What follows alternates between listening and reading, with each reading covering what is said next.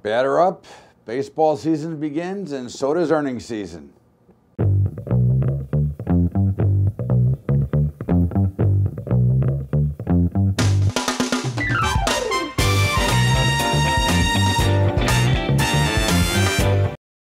What's up, everybody? Welcome aboard to Bubba's Bottom Line, and we've got the baseball season now already started, as it started last Thursday, and of course already some exciting things happening. But of course, starting next week, we've got the earnings season, so we'll call it batter up. And I guess the question is now that we head into a new month and a new quarter, what do the markets have in store for us now? Well, we take a look at the last quarter. What did we see? We saw the return of volatility. We saw the market starting to break down. We saw the high, which we called here on January 29th as a blow-off top, and the markets have started to work their way lower since. And we think that that continues. I think that looking forward into the second quarter, what you have here is a market that's going to continue to see a lot of volatility. I think you're going to see the markets continue to go lower. I think you're going to see a lot more trouble in tech. And I think this is just the start. As the carpenter used to sing, we've only just begun. And again, this does not say that if you're an investor, you should dump and run away from the markets. This means that there's going to be probably some pain inflicted in here. There's going to be some issues within the markets, but there's a lot of good reason for it. But I think, you know, as you look back at last week, I think what do we start to see now? Volume is very heavy when the markets are going down, very light when the markets are going up. We had a big rally on Friday, which kind of failed late. Thursday was the rally because Friday we were closed. We had a big rally on Thursday, which kind of failed, even though it was up, but it was on about half the new normal volume. So that is something that we look for, and we will continue to watch for as the markets start to turn. But again, you expect to see these vicious rallies in a market that is starting to head lower, and I think that's what you're seeing. Higher volatility is here to stay. We're going to see some action, and we're going to see a lot of things happening in the world and in the markets that are going to say, well, wait, that can't be right. And of course, it is right, but this is what happens now. It's obvious to see that the advisors and the pundits are begging for these markets to go back up again. They are not looking at the facts, and the facts are very simple. Earnings are fairly artificial based on the lower interest rates. And until we can start to see those things start to pick up, we're going to continue to have the same types of issues. So have the markets already pre-priced everything in going into this new quarter? And my answer to that would be probably. I think that the markets are a forward-thinking indicator, and I think now that we're starting to catch up, I think you're going to start to see the markets go the other way. I think you've got a much bigger correction coming. I think it'll be much bigger than anybody expects it.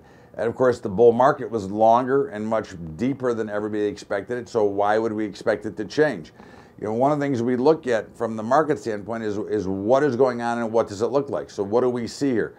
Well, we've had stocks flying at ridiculous multiples.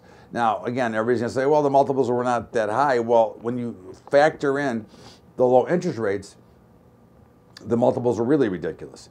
Again, we cannot continue to survive with interest rates as low as they are. It does not make sense. You have forced in an entire population into an equity market that doesn't want to be there. You don't think they're going to stay in once we start to see the rates go back up. So I think that's something that is an issue. I think when you look back at the bond markets now, the bond markets are in bear markets now. They've got, you know, they had a little bit of a rally late last week, but you saw the 10-year try to push above 3%. Now you're getting a natural sale. Remember, interest rates, stock markets, flea markets, any market, they all trade similarly based on price discovery. And they all trade the same based on what the buyers and sellers want to do. So you're going to see that there's going to start to be, the sellers are going to, I think, become more aggressive. I think we've seen that with every rally that we've had over the last 5 or 6 weeks. You have seen the sellers come in with a more aggressive posture, and I expect that to continue. I do not see any reason why they will not continue. You're already starting to see some of the breaks in the armor of Tesla. There's been some now calling for Tesla to go out of business, all right, to possibly file for bankruptcy. Now, again, I don't necessarily subscribe to that, but I have said and I state that Tesla is still way overvalued. Love the car, love the technology, but you cannot continue to operate at a loss, which is what they're doing. So Tesla has taken a major haircut from its recent tops and is now trading around the 250 level. Now, to me, that is still well overvalued, but again, I wouldn't say that it's time to jump in and sell, sell, sell. You're going to see markets move back and forth. So but these are just warning signs, okay? You look at Facebook. Facebook had their big announcement and it was negative about your privacy and about you being the product and the whole deal. Well, that anytime you give up your personal information, you are subject to that type of treatment. But now you see Facebook. Now, the thing I'm talking about here is that if the markets were as strong as everybody thinks they are, then Facebook would have been able to push away that bad news and at least maintain. But Facebook itself is in a bear market. Tesla itself now is in a bear market. Amazon is now working its way down into a bear market. So you're seeing a lot of things that are changing throughout the tape. You're seeing more new lows made than new highs. So again, ever so subtly, you're seeing changes. Now, again, is that a bad thing? The answer is no. It's not really a bad thing. Markets are going to have to go through some sort of a selling thing. That is what we always look for. But what you're starting to see here is we're starting to have a credit crisis again. We're starting to have a liquidity crisis again. Not to mention some of the other things that are going on that are not healthy for the overall economy and for the overall market. And I think one of the things we look at is the way that the stocks act when they start to go down. All right, you get these vicious spike back rallies, but then they go down and make a lower low. And I think that's what we're going to see here in the equity markets. If you look at the trajectory, we're like this now, okay? And we're going to spike up to a level and then start to work our way down. That is the natural order of trade anyway. So again, it should not be of any great surprise that since the market is up 300% since the bottoms, that there would be a correction. So I don't think that there's a reason to believe that we should think that a correction is not going to be a part of what happens. Okay, so now as we look at some of the things that are going on, Under Armour, okay, has been compromised in part of their things as well. All right, they've given up some personal information. Now again, I don't think that we should be overly surprised about this. I think what you're looking at here now is a more of something that's going to be more of the new normal, where our data is going to be compromised. Remember, the more that we put out there, the more that's going to happen. So I wouldn't take that as dramatically bad news, other than the fact that your personal information has been compromised. But it's been compromised already between Target, Equifax, Yahoo, Facebook, and others, and ones we probably don't even know about right now. So I think that becomes an issue. I think that, you look at this and really what you should be looking at is, if we do get this big correction, which I think we're going to get, it probably should be looked at as a potential buying opportunity. Again, for those of you that have listened to me in the past, you know that I don't think that the overall markets are going to collapse forever. Again, I'm not a perma bear, I'm actually a perma bull, knowing that if you can stay in the equity markets or you can hedge yourself to stay in the markets, then you're better off staying in than trying to pick and move. And I think that's one of the fallacies that we see when people start telling you, well, risk on, risk off, move here, move here. Why not stay with good, solid companies that you assume are going to be in business, and then you can see your own growth and your own potential work higher. And I think that is something that is extremely important to understand, that trying to guess which sector or what is going to happen next, instead of being equally diversified throughout and being able to stay in the market, that meaning that you can only invest money that you're not going to need tomorrow. I think that is something that is important as well that we look at. And of course, you have a debt problem here. You have a debt bomb coming. All right, you cannot continue to borrow money and to spend money that you don't have. All right, this has been the government and the Fed solution, is to try to borrow their way out of debt and continue to push forward by printing more money and trying to generate. Now again, I've used this example before, but I think it's important for everyone to understand. See, their theory is that they can continue to kick the can down the road, that the dollars they're borrowing today will be paid back with cheaper dollars later, right? It goes back to the Magic Johnson basketball contract when Dr. Dre Buss gave him a $25 million, $1 million a year for 25 years, knowing that the value at the end of the contract would be nowhere near the right value, and that is how this is trying to play out. We know that that does not work out. We know that that is a farce and an imagination of a ridiculous Keynesian economic theory. This is the problem you have when you try to live off of theory. This is the problem that you have when you let people that have no understanding of how a business operates and how an economy operates through real life, not through what we all learn in school, through basic economic theory, but actually how it really works when you really have to make a hard decision. And this is where we continue to have the overall problems, and this is where the problems are going to come back again when we finally get to the top and the end of this move. That's where the ugliness is going to come, and there's so many signs that are pointing there that it's amazing. But I mean, if you look at some of the things that are happening, and look at just some of the turmoil with James Comey and with the FBI and with McCabe. You know, by the way, McCabe somehow raised $400,000 on GoFundMe. Now, again, explain to me how this all happens. But again, these are all things that we ignore. Okay, but as you started to notice, bad news has now become bad news, and this is only just the beginning. Okay, this is just the start of some cracks in the armor, some bad news starting to show up. And again, I'm not telling you to run and hide and to sell everything. I'm saying to be prepared for a change in the market. This is a great time that if you should decide to learn how to hedge your portfolio. There are ways to do it that can actually generate and compound your portfolio faster if you're prepared to do so. But I think that, again, trying to run to gold, trying to run to some of the other asset classes is not the right way to do things, because again, the growth and the compounding effect that you get from the stock market can be beat by none other. Okay.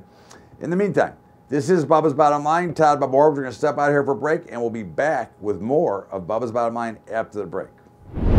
What's up, everybody? Make sure that you help me out with my high school investing program if you'd like. And that is, we are right now in about 450 high schools, and we're trying to get into obviously every high school in the country. We do donate the program to them, trying to teach our youth a little bit of financial literacy. And if you'd like to help us out, you can help us out at Patreon, patreon.com/Bubba Trading. That's Patreon, patreon.com/Bubba Trading. And also, don't forget to get the Bubba Show every day from 4 to 5 Eastern at LibertyTalk.fm. And on Tuesday this week, we had a very special guest, Stan Larimer from Cryptonomics, and he's very big into the cryptocurrency world, so you can tune in and listen to that interview. It's going to be great, and Stan's extremely bright and well-versed on the subject. So if you have interest in the cryptocurrency world, make sure you get the Bubba Show Tuesday. Now let's get back to the show, and welcome back to Bubba's Bottom Line. And of course, as we talked that we're going to have Stan Larimer on the Bubba Show, we do see a crashing and a crushing of the cryptocurrencies. Now, again, I don't think that that's any real big deal. I think that's part of the natural order of markets. When you get so juiced up and you move so fast, then a natural solve comes out. You now have the panicking coming in. This is telling you that the markets are now probably coming near a bottom in this cryptocurrency space.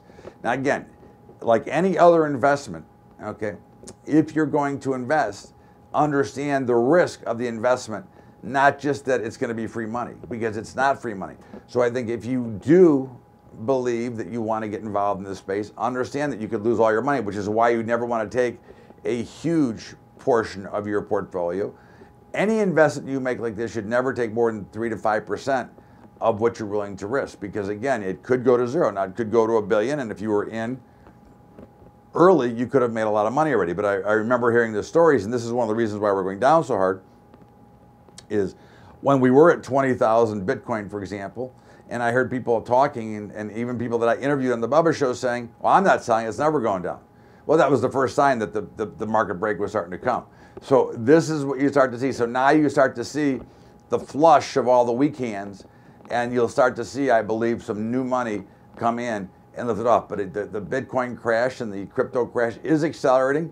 You see Ethereum down under 400 and the Bitcoin in the 6,000s. But again, it's going to be it's real, it's going to be spectacular, and it's going to be part of everyday life. So again, understand it, learn it, and again, don't take all of your money. Take a little bit if you'd like, and get involved in the cryptocurrencies, because again, they're going to be around for a while, and you're starting to see some change, and again, you're starting to see some acceptance of the mining, okay, of the coins as some of the actually national currencies for some small countries. And I think this is only going to grow as we go forward. And as much as China says it's bad, they're trying to ban it, in all of their hidden cities, they're mining away like crazy. So again, remember, what you read is not necessarily the factual, the truth of what's going on.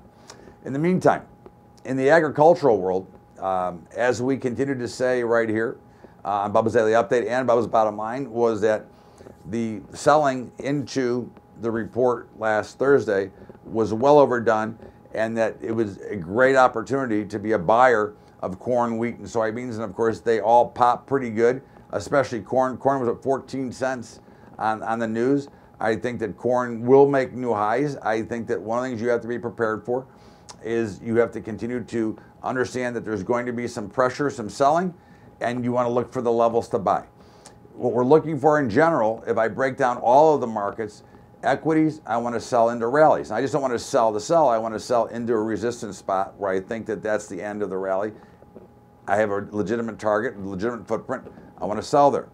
In the grains, I want to be a buyer of support. So I want to see a sell-off, and I would expect to see some sort of selling pressure this week just because of the big movement. Not because I'm negative, but I think that presents a buying opportunity. I think when you look at the meats, they were looking like they were bottoming, and then all of a sudden we had this progress buying report, and they just got crippled right after the report. Now, again, the high price of grains did cause some of that, but I think that this was more of a blow off to the downside. Look to be, I think we look for a spot to step in and be a buyer there now as well. Again, you never want to overinvest into these markets, in any market, because again, we just don't know where the bottom is, and you don't want to be forced to make that overall decision. All right, so you want to make sure that you're watching what's going on. I think that oil is a sale. I think that gold sits in this big range from 1300, 1310 to 1365. We saw last week, and if you read what I wrote for Kitco all week, that upper end should probably fail, and of course it did. And again, that doesn't make me right all the time, but what I'm saying is that's until it breaks out of one of these levels one way or the other, you can assume that it's going to stay in the same trading range, which is just a big old consolidation pattern. I think when you look at oil looks like it's starting to finally give up the ghost as well. And again, there is really no purpose for oil to be at these prices, because at the end of the day, what do you have? You've got oil in backwardation, which means that it's being driven right now by fear. I think that's something that you have to look at as well, okay? Now, I think that when you start to look into some of the problems that are starting to occur, you've got a lot of issues within the banking industry with the debt. You've got an enormous amount of bad debt out there. Now, we continue to ignore the debt. We continue to ignore what's going on because, of course, we all assume that the Federal Reserve is going to save us again. And again, I think that that's something that we have to get by. We have to get through this and understand that that's not the case. That the real facts of the matter is that the Federal Reserve, with their policies and with their willingness to print money and with their willingness to let these deficits get bigger and bigger, is really a detriment.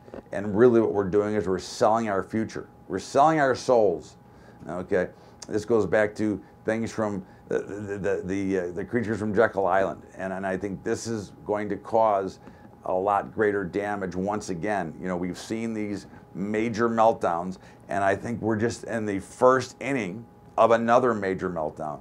And when I come back from the break, we will go into my commentary as to why I think this is happening. This is Bubba's Bottom Line. Todd Bubba Horwitz. We're going to step out here for a break, and we'll be back with more and my commentary after the break. Remember, Tuesday on the Bubba Show, you can catch Stan Larimer from Cryptonomics. He is the CEO, and his son Dan is building a new cryptocurrency, EOS. So make sure you check that out, 4 to 5 Eastern at libertytalk.fm, and also highschoolinvesting.com. Check it out, see what it looks like. If you'd like to help us out, you can go to patreon.com/Bubba Trading and make a small donation. If you do, I will give you a free week of my futures recommendations. You can check it out and see what you think and if you like it.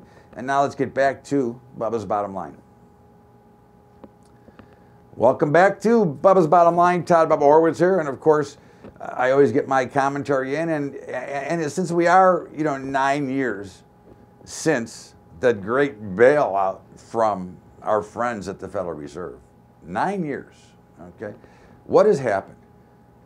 Median income has barely moved. Okay, so we can hear about all the great jobs numbers as President Obama reported and as President Trump reports. Income is up 5%. The markets are up 300%. Income is up about 5%. Now, that is hardly enough to keep up with inflation. So we've got income, which has not at all improved. Okay, public debt has more than tripled since the great meltdown. Okay, think about that for a minute. Public debt has tripled. Credit card debt is at sky-high rates. The average American cannot borrow money from a bank. I got into this dispute with some writer, some economist writer, about why it's unfair, okay? And of course, the proof, as they say, is in the pudding. Because the wealth distribution model has shown that the wealthy have picked up all of the loose ends while the classes below have gotten poorer. So you can see, obviously, that this has very much to do, if you've ever read The Creature from Jekyll Island, if you've ever understood about how the Fed works, if you ever have listened to Ron Paul and Edit the Fed and these other people that are anti-Fed, and because they want true free markets, this is exactly the plan that they thought would happen, is to continue to wipe out the lower classes while the rich get richer. And this is just another example. These are pure number facts. This has nothing to do with the Fed today. The numbers are the numbers, okay?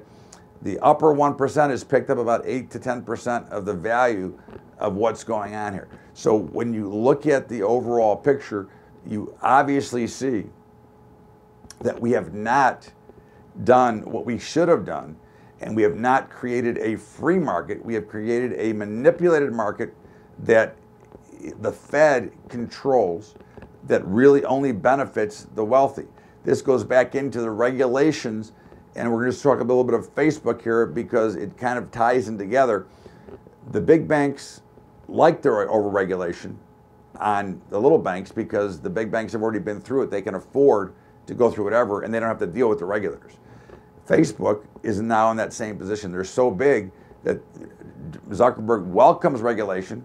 Why? Because it keeps competition from catching up to him, because he's there already. He's already done it. So now regulation would only benefit the size and help Facebook get even bigger. This is the fallacy that we live on when you live in a system that you continue to burn your todays or your tomorrows for today. And that's one of the big issues here. But it's as clear as you can see that wages aren't stink, which we've been in contention all the time. I still say that for the most part, we are still in somewhat of a recession for most middle-class Americans. Right? And I think that's a problem. And this is where we need to get these jobs to be good jobs. This is where we need to get back to some fair and equal distribution and destroy the oversized regulations that keep small business out. This is where we need to get the banks to actually lend money to the average guy, the small business who really builds this country, instead of just feeding the big guys. These are the issues that are at hand today, is that we do not have a fair and equal system because the banks don't have to lend out to the average guy. And again, I'm not saying that they're wrong. I mean, we want to lend to Amazon, or you want to lend to me? I mean, obviously we know the answer, but that's where the system has failed us, because it eliminated the free and fair practice where the little guy can get in, because now a little guy in business has to either use his credit card or go to a predatory lender or one of these outside lenders that are going to be at much higher rates. So already the competitive balance is off. And that is the true thing we don't have, is we don't have competitive balance in our system anymore because of what the Federal Reserve has done with the dollar, with the monetary system, and by bailing out the banks in the first place. And that is it for Bubba's Bottom Line. This is Todd Bubba Horwitz. Everybody have a great week. I hope you had a great Easter. Thank you so much for being here. We will see you back, well, we'll see you tomorrow on Bubba's Daily Update, but we'll also see you back next week here on Bubba's Bottom Line. Thank you so much, everybody. Happy Easter, happy Passover. We'll see you next time.